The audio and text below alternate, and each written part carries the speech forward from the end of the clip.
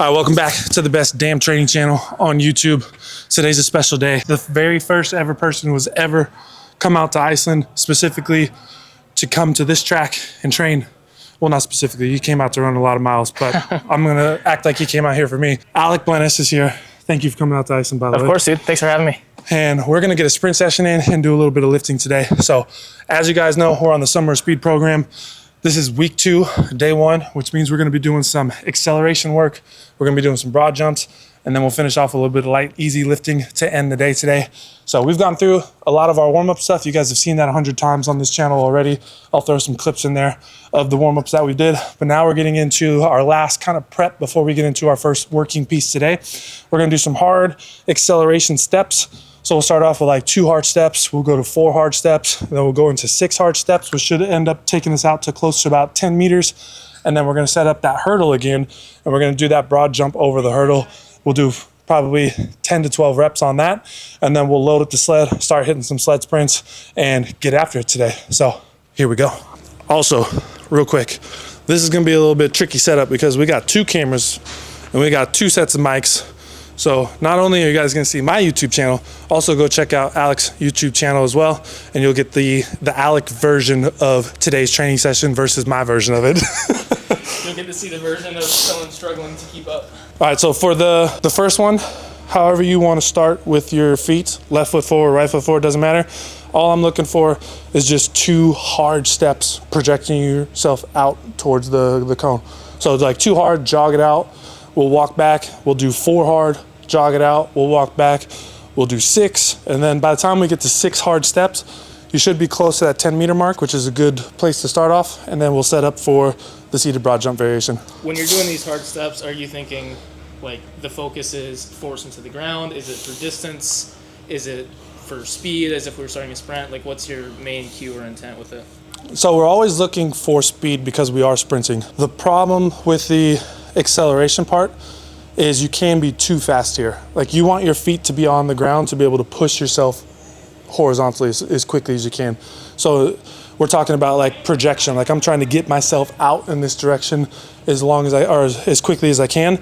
In order to do that, my feet need to be on the ground a little bit longer. So the focus here is you want to feel that you're pushing and you're getting through that full extension. You're not kind of shortening up that and trying to cycle too quickly in sprints. Yeah. So you want longer, hard steps, but you still want to do it fast. Got it. If that makes sense. I've historically, the few times I have sprinted, I've been told I'm bad at this. For someone like me, kind of distance guy who just like gets upright really quickly. Yeah. If you had to tell me one thing, is it focus on torso angle? Is it like, if there was one kind of cue to sum up how to do this well? I know that's a big question. No, that's a great question. So when you're starting, feel that your head and neck are in a neutral position, like you're kind of looking down, but then as you're gonna push yourself to start sprinting, I want you to feel that your shoulders and the top of your head are pointing down the track. Okay. So that's gonna generally keep your torso down a little bit longer, because like if you have the problem of popping up too fast, what happens is people do this and their head and shoulders pop up. So we wanna keep the head, the shoulders, everything pointing in this direction as we're about to go. Okay.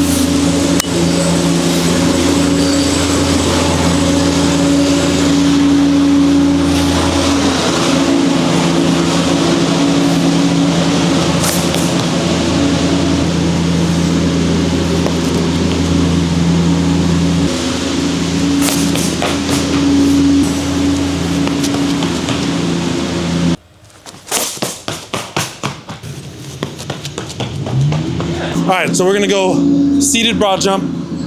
We'll start off short to give ourselves a little bit of a warm-up period, and then we're gonna start going to a longer distance that's gonna be closer to max effort. And when I say short, the broad jump variation is we're going from a seated position, we're gonna broad jump, land in front of the hurdle, and then just go over the hurdle. So we're not jumping over this hurdle right now, so you don't have to worry about that. So I think you're already overestimating my jumping ability. this is a step. I'll give it a rip. This will be easy. As I've got the tape measure set up for this white line, so as long as feet are behind the white line, you're good to go. You can set the chair up wherever you'd like. But all you're gonna be trying to do is just broad, and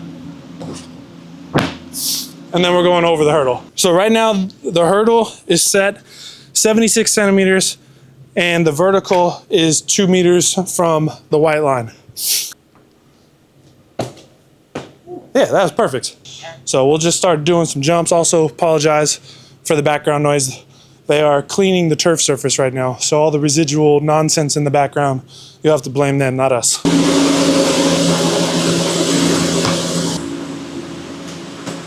There you go.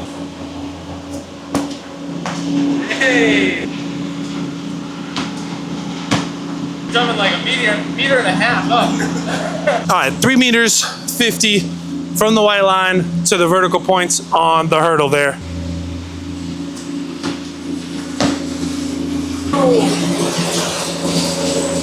Yeah!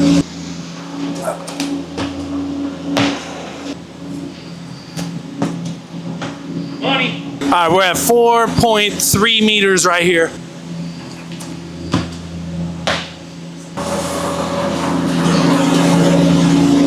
All right, 4.5 meters. All right, so now we've got 20 meters set up for the sled sprint, 15 kilos on the sled.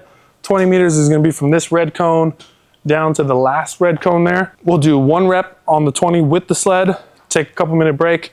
We'll go back to the start line and we'll do 1 rep, 20 meters without the sled. And I've got my free lap cones set up, so we'll get some times on the 20s. We'll probably do 2, maybe 3 reps on that, depending on how it feels.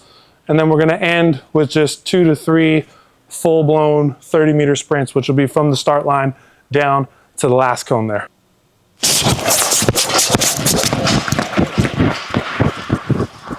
Oh yeah, my hamstrings are a little bit tight. So you can just, same thing, sled, just run it back to this red cone right here. Solid. All right, so 20 meters. I got the timing I set up. We're gonna get 0 to 10, 10 to 20, and then we're gonna get 0 to 20. So we'll have those different splits. And I think Tim and Will have been doing a 10 meter or a 10-yard lead into a 10-yard fly, and they've been racing each other. I'm gonna do a 10-meter lead into a 10-meter fly and see if I can't beat them, even though I'm gonna be running a little bit longer on that. It's gonna be hard because I think they were running like 103s. So like a 10 to 20 meter at 103 is really fast, but we'll see what we can do.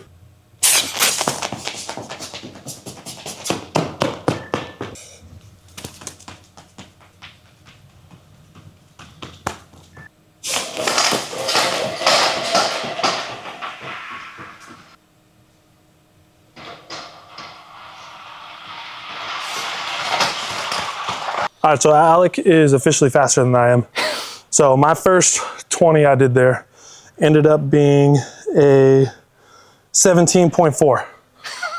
My 0 to 10 took me 16 seconds because I triggered the timing I had prior to actually taking off, and Alec ran a 3:38, but I did get a decent time on that 10 to 20, which is a 1:17, and I made it up to about 19 miles an hour. Alec did a 1:36, and he was at 16.4 miles an hour. So the most important thing I want to see here for Alec is his 0 to 10 went 2.2 or 2.02, and that's because he stood up and just took off running.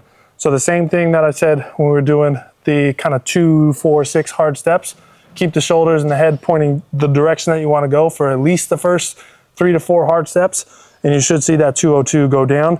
And then that's gonna allow you to hit a faster time on that 1:36. So we should see both of those go down, miles per hour go up. I wanna hit 20 miles an hour here on this back 10. So I'm looking at probably getting down to like a 1:1 flat, 1:10, 1:123 maybe on that. So I'll throw the timing eye on again and we'll get after it. I think it was, I was doing some of these with Nathan Welty. I don't know if you know him. Welty's Yoakum's buddy, isn't he? Yeah. I was doing some, I think 5-yard build, 10-yard fly with him. And I think my fastest 10 fly with him was like 1:3. Oh, so you're pretty close to it. Yeah, and this is 10 meters, but also longer build.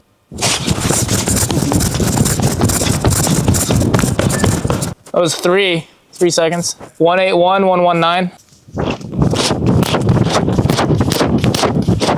Are you still doing 10 meter splits all the way through? I'll do 10 meter splits all the way through. All right, so Alec got significantly faster on that one. I did 3.0 flat. I didn't quite hit the 20 meters. I actually got a lot slower on that one. I went from 19:12 in terms of miles an hour to 1880. So I was trying to run too hard on that because I was wanting to beat my time. So as we go into these 30s, I'm gonna try to be a little bit more patient and actually put in force into the ground a lot easier through that first 0 to 10, and that should set me up to hit some good times. Alec, however, got significantly faster. His first one, he did 2.02 on his 0 to 10.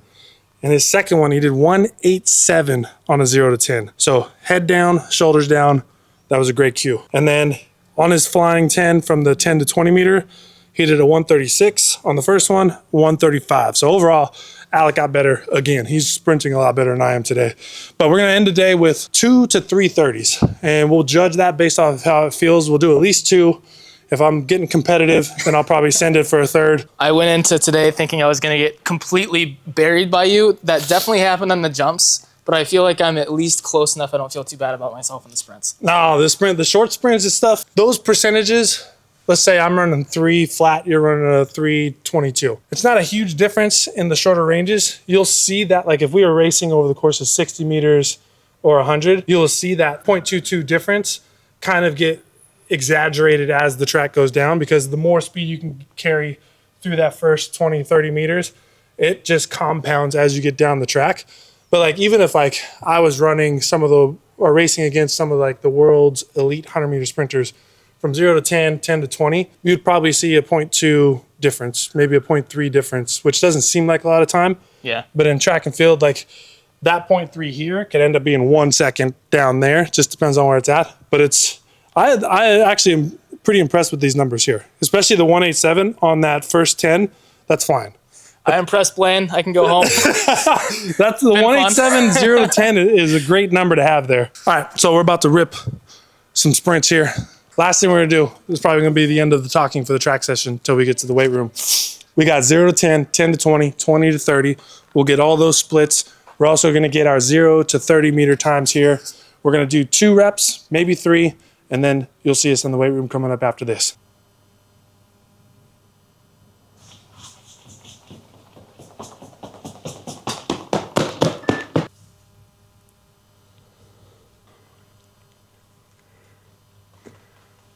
Yep.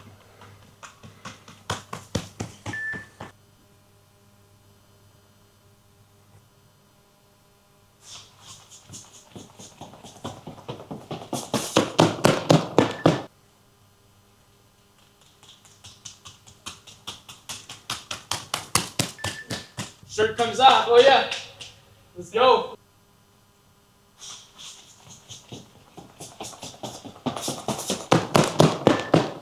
This is a pretty quick session. We're going to be in and out of the gym in under a half hour. Yes, we're gonna be going because I gotta go pick up baby girl today.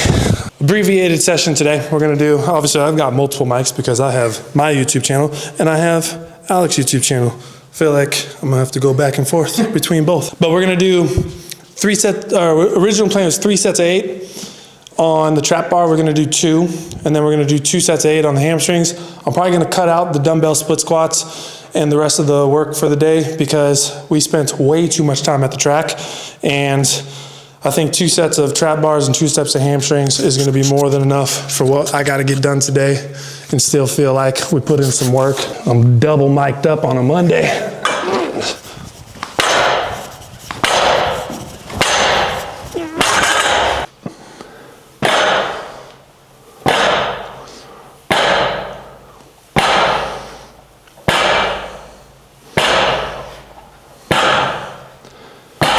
Boom. For me, trap bar is just a squat variation.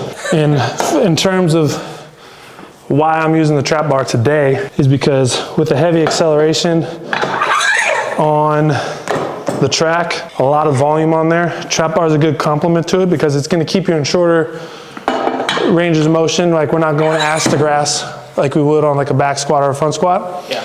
That way I can move like heavy loads, but have a little bit more intensity with that. So it pairs up well with the acceleration work for today. Like if I were to try to do full blown back squats today, my legs would be fried. So this is 160 because this bar is 25 kilos. So we'll do 2 sets of 8 at 160. And then we'll do 2 easy sets of 8 on the hamstrings. One, you're on vacation. You need to get out of the gym. We've been training for 2.5 hours already for a session that should have been 90 minutes.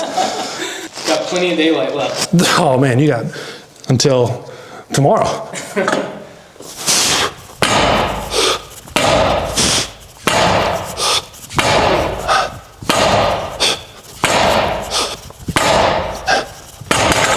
Boom. Mine are not gonna be that fast, but I'll try.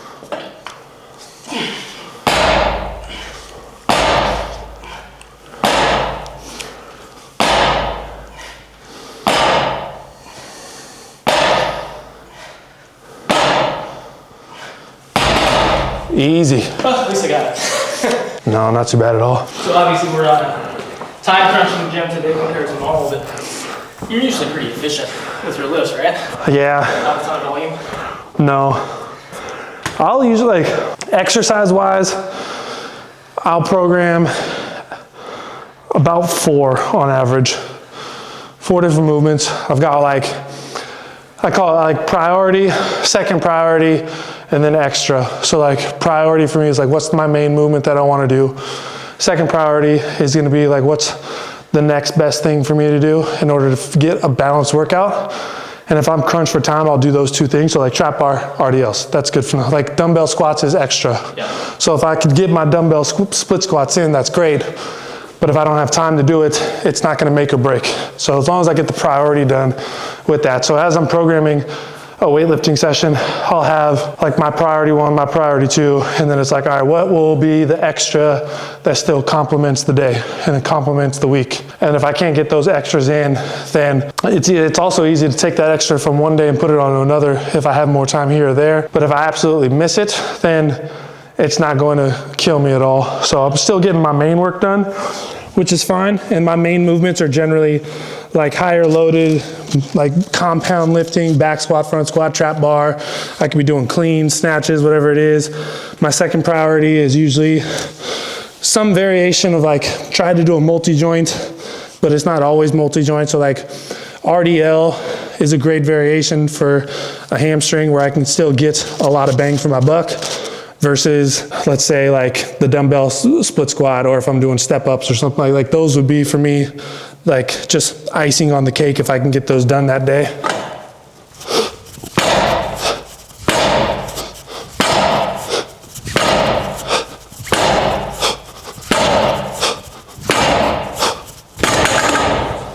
Speed-wise, that looks pretty easy for you.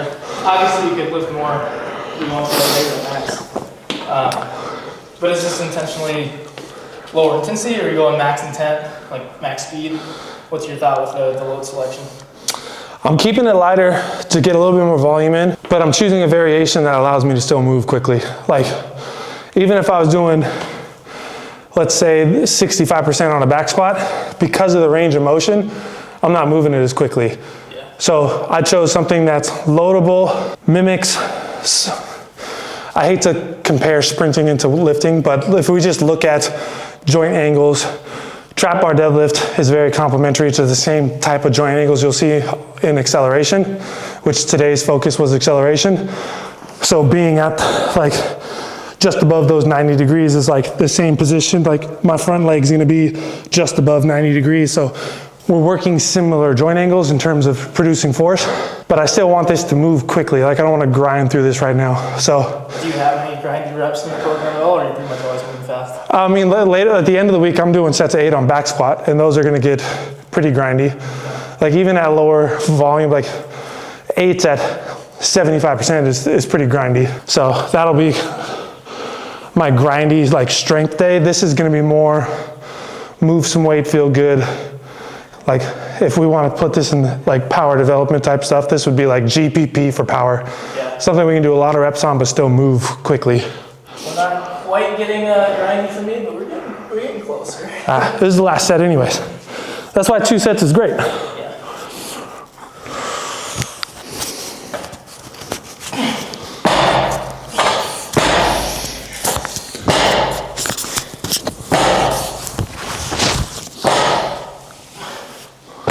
Yep. Boom. All right, you want to do dumbbell or barbell RDL? Are there dumbbells heavy enough even? We got up to 50 kilos, so it's 110. Probably a barbell. All right. I just added these back in last week. I'm gonna put this one on. Match it. I don't have very many OCD things, but one of them, for whatever reason, is my weights in the gym have to match. My hamstrings are 95% recovered from doing these 6 days ago. So 6 days? How heavy did you go 6 days ago? Well, I was actually doing Jefferson curl, but okay. First straight leg hinge in a while. Because I didn't do much lifting the week before I had a marathon 2 weeks ago. Yeah, that's wild. The week before or after. So that first full week back kind of tanked my recovery. Yeah, doing a marathon is wild, just in general.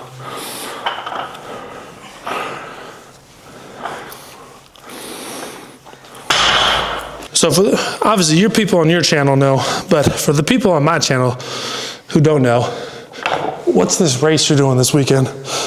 Well, you'll have to tell me if I'm saying it right. Lagervager? Is that it? Yeah, that's close enough. Lagervager 55K. It's the biggest, most competitive ultramarathon in Iceland. And my wife and I like to travel and do cool events. We love Iceland. Saw this event, it looked beautiful. It's through the highlands. It's a really pretty part of Iceland. We're like, let's do it. So Is she running too? she was going to, and now she's out with foot injury. Okay. It sucks. Especially this, they tell you can't really drop. Once you start, you got to finish. Yeah, because you're gonna be up in the mountain. Yeah, so going out kind of injured wouldn't be great. She was planning to originally, but I did a marathon. Set a marathon PR 2 weeks ago. Has been kind of a low training period. Didn't do much the week after. Got back into a little bit last week. My legs are feeling kind of cooked, but now I'm tapering into the next one. So Yeah.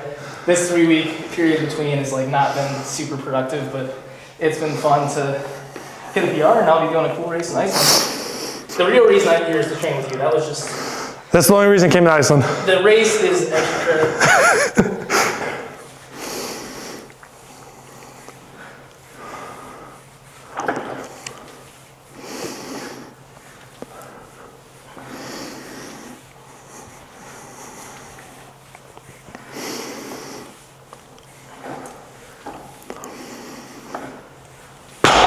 I'm just gonna hammer these out. Maybe one day I'll get you to run at least a mile. It'll be fun to see. I'm gonna have to run a mile for Apex.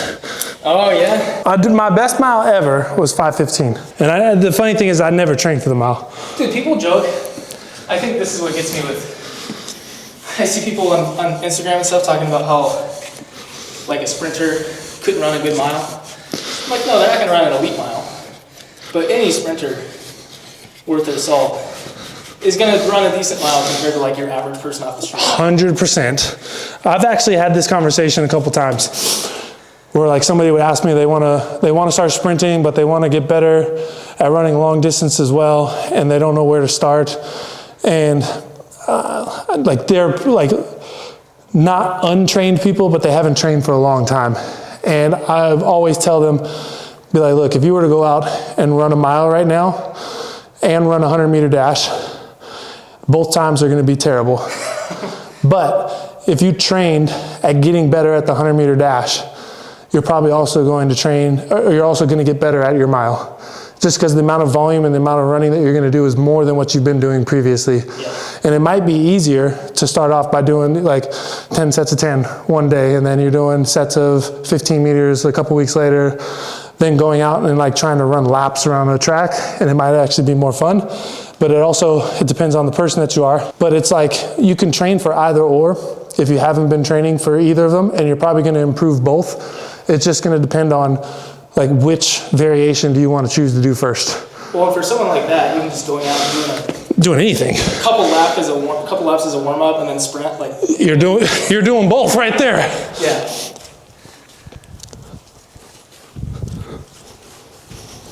I always say good runners are good runners. I think too many novices and even intermediates care too much about the difference between training for a 5K versus training for a half marathon I'm like, just get good at running, period. Yeah, When you're that's kind of the premise I was saying, is like, you could train for either specifically and you'll get better at both.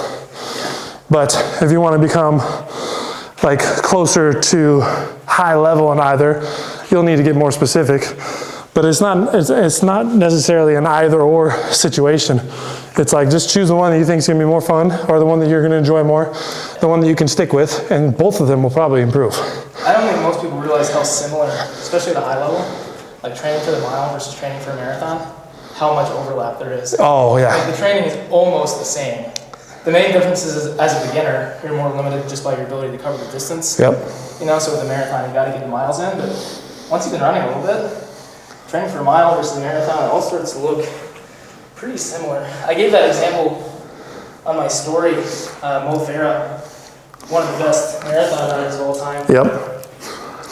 In a 5K race, he closed the 5K, that final lap, 50-second 400. And I'm like, this is a marathon guy running like 12.5-second 100-meter splits at the end of a 5K. That's like, insane. Good runners are good. Are good runners. So whenever I hear a distance person be like, oh, I'm more of a distance person, not a speed person, I'm like, that's 100% the cope.